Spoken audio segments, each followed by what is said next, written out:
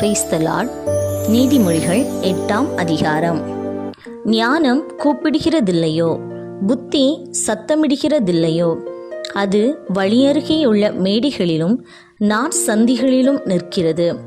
அது ஊர் வாசல்களின் ஓரத்திலும் பட்டணத்தின் முகப்பிலும் நடைக்கூடங்களிலும் நின்று சத்தமிட்டு, மனுஷரே, உங்களை நோக்கி கூப்பிடுகிறேன், என் சத்தம் மனுபுத்திரருக்கு தொனிக்கும். பேதைகளே, விவேகம் அடையுங்கள், மூடர்களே, புத்தியுள்ள சிந்தையாயிருங்கள். கேளுங்கள், மேம்பாடான காரியங்களை பேசுவேன், என் உதடுகள் உத்தம காரியங்களை வசனிக்கும். என் வாய் சத்தியத்தை விளம்பும். ஆகாமியம் என் உதடுகளுக்கு அருவருப்பானது. என் வாயின் வாக்குகள் எல்லாம் நீதியானவைகள், அவைகளில் புரட்டும் விபரீதமும் இல்லை. அவைகளெல்லாம் புத்தி உள்ளவனுக்கு தெளிவும் ஞானத்தை பெற்றவர்களுக்கு யதார்த்தமுமாயிருக்கும். வெள்ளியை பார்க்கிலும் என் புத்திமதியையும் பசும் பொன்னை பார்க்கிலும் ஞானத்தையும் அங்கீகரித்துக் கொள்ளுங்கள். முத்துக்களை பார்க்கிலும் ஞானமே நல்லது.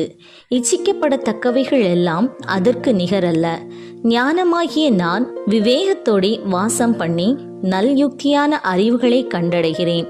தீமையை வெறுப்பதே கர்த்தருக்கு பயப்படும் பயம். பெருமையையும் அகந்தையையும் தீய வழியையும் புரட்டு வாயையும் நான் வெறுக்கிறேன்.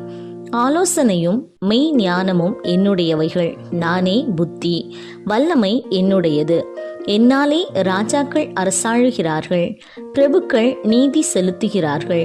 என்னாலே அதிகாரிகளும் பிரபுக்களும் பூமியிலுள்ள சகல நியாயாதிபதிகளும் ஆளுகை செய்து வருகிறார்கள். என்னை சிநேகிக்கிறவர்களை நான் சிநேகிக்கிறேன். அதிகாலையில் என்னை தேடுகிறவர்கள் என்னை கண்டடைவார்கள்.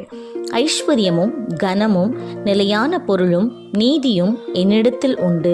பொன்னையும் தங்கத்தையும் பார்க்கிலும் என் பலன் நல்லது. சுத்த வெள்ளியை பார்க்கிலும் என் வருமானம் நல்லது. என்னை சிநேகிக்கிறவர்கள் மெய்ப்பொருளை சுதந்திரிக்கும்படிக்கும் அவர்களுடைய களஞ்சியங்களை நான் நிரப்பும்படிக்கும் அவர்களை நீதியின் வழியிலும் நியாய பாதைகளுக்குள்ளும் நடத்துகிறேன். கர்த்தர் தமது கிரியைகளுக்கு முன் பூர்வ முதல் என்னை தமது வழியின் ஆதியாக கொண்டிருந்தார். பூமி உண்டாகும் முன்னும் ஆதி முதற்கொண்டும் அநாதியாய் நான் அபிஷேகம் பண்ணப்பட்டேன். ஆழங்களும் ஜலம் புரண்டு வரும் ஊற்றுகளும் உண்டாகும் முன்னே நான் ஜனிப்பிக்கப்பட்டேன். மலைகள் நிலை பெறுவதற்கு முன்னும் குன்றுகள் உண்டாவதற்கு முன்னும் அவர் பூமியையும் அதன் வெளிகளையும் பூமியிலுள்ள மண்ணின் திரள்களையும் உண்டாக்கும் முன்னும் நான் ஜனிப்பிக்கப்பட்டேன். அவர் வானங்களை படைக்கையில் நான் அங்கே இருந்தேன்.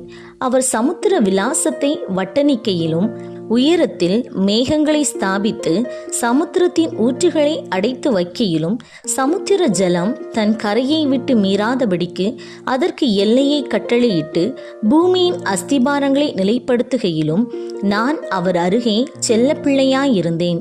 நித்தம் அவருடைய மனமகிழ்ச்சியாயிருந்து எப்பொழுதும் அவர் சமூகத்தில் களி கூர்ந்தேன். அவருடைய பூ உலகத்தில் சந்தோஷப்பட்டு மனு மக்களுடனே மகிழ்ந்து கொண்டிருந்தேன். ஆதலால் பிள்ளைகளே, எனக்கு செவி கொடுங்கள். என் வழிகளை காத்து நடக்கிறவர்கள் பாக்கியவான்கள். நீங்கள் புத்தியை கேட்டு ஞானம் அடையுங்கள், அதை விட்டு விலகாதிருங்கள். என் வாசற்படியில் நித்தம் விழித்திருந்து என் கதவு நிலையருகே காத்திருந்து எனக்கு செவி கொடுக்கிற மனுஷன் பாக்கியவான். என்னை கண்டடைகிறவன் ஜீவனை கண்டடைகிறான், கர்த்தரிடத்தில் தயவையும் பெறுவான். எனக்கு விரோதமாய் பாவம் செய்கிறவனோ தன் ஆத்துமாவை சேதப்படுத்துகிறான். என்னை வெறுக்கிறவர்கள் யாவரும் மரணத்தை விரும்புகிறவர்கள் என்று சொல்லுகிறது.